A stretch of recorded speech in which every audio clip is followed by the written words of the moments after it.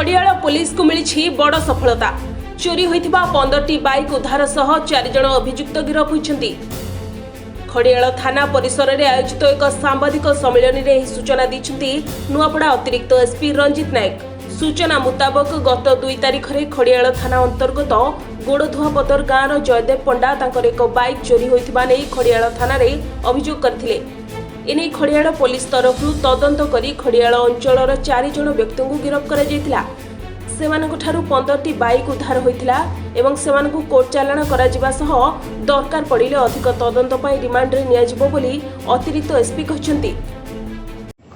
गत 8 तारिख रे जणे जयदेव पंडांकर मोटरसाइकल चोरी हितबार रिपोर्ट उपरे खड़ियाल थाना रे 168 डेटेड 8/6/2025 अंडर सेक्शन 303/2 बीएनएस रे case हितला।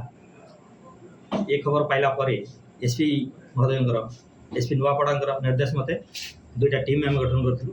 IAC Khadiyal sub inspector Harikrishna जानी, सब इंस्पेक्टर अगस्ती एवं स्टाफ मान को लेकी से माने इमीडिएट विभिन्न स्थान रेड करथिले।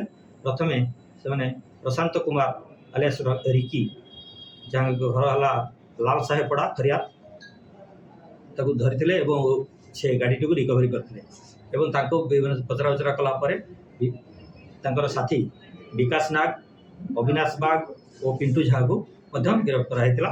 सेमानक ठारू सर्वमोट 15टी मोटरसाइकल जबत कराई जो विभिन्न